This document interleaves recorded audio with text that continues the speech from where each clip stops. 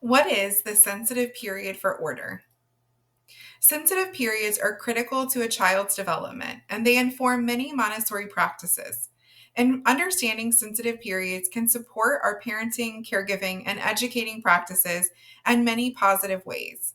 Sensitive periods are a time when a child has a heightened ability to develop a skill or to acquire knowledge quickly and with ease. They can be thought of as explosions in a child's development that will serve as the foundation for characteristics that they will carry with them for the rest of their lives.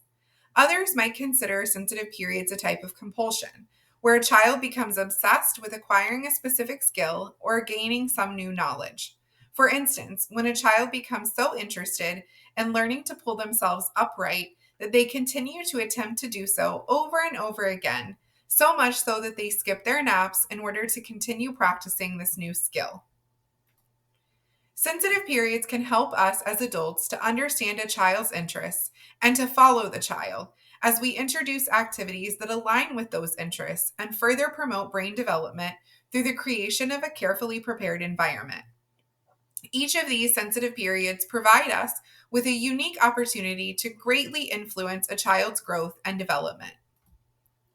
Some sensitive periods are so noticeable that even those unfamiliar with the Montessori method would be able to recognize them. For instance, the Montessori sensitive period for movement in the form of walking occurs between 12 to 15 months and is easily noticeable. Recognizing other sensitive periods in a child's development might be easier than you think as well. Have you ever wondered why a child wants to repeat the same song or hear the same story what seems like a million times? It might seem unnecessary to us as the adult, but these are classic symptoms of sensitivity. The repetition is never tiring for the child, and they seem to find great joy or peace in what they're doing. They have a high tolerance for failure within this repetition as well, as they exert meaningful effort. You can also observe sensitive periods by watching for a restful, tranquil state that develops at the culmination of an activity after much intense concentration and repetition has occurred. Other characteristics of sensitive periods include mimicking and compulsive or obsessive behaviors. Interrupting a child while they're in the middle of an intense sensitive period can also result in a powerful emotional response like a tantrum. Break a routine that a child is attempting to understand and master, like getting dressed, bath, or bedtime, and some children will emotionally fall apart. The terrible twos, for example, are often just an exaggerated reaction to small disruptions in order that we might not even perceive as the adult. This is because the child is likely in a sensitive period for order and for learning, and their work has been interrupted. Being attuned to these moments of strong emotional response can also help us as adults to identify a child's sensibilities. Sensitive periods manifest themselves in two distinct ways, positive and negative. Signs that a positive manifestation is occurring include intense focus, joy, and tremendous activity.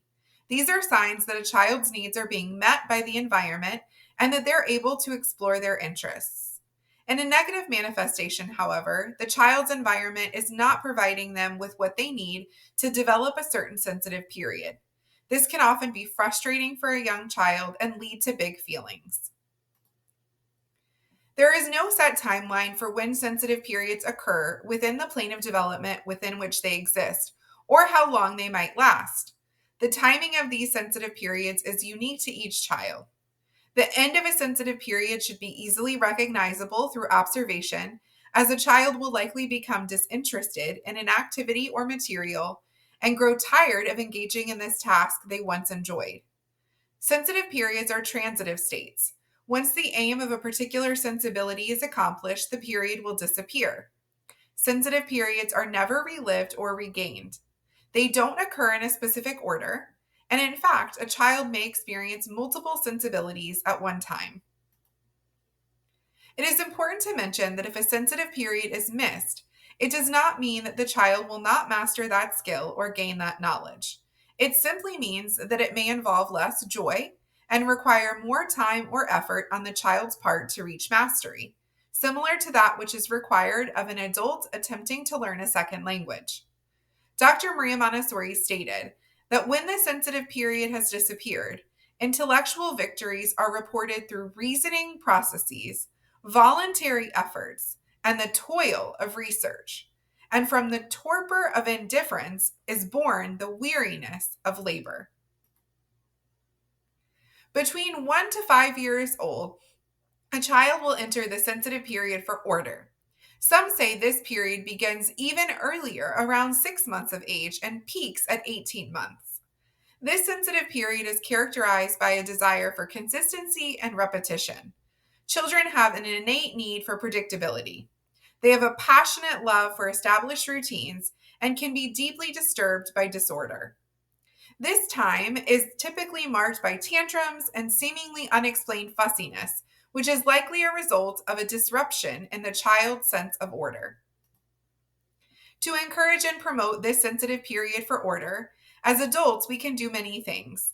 We can establish clear ground rules, carefully prepare and organize the environment, ensuring everything has a place and is in its place.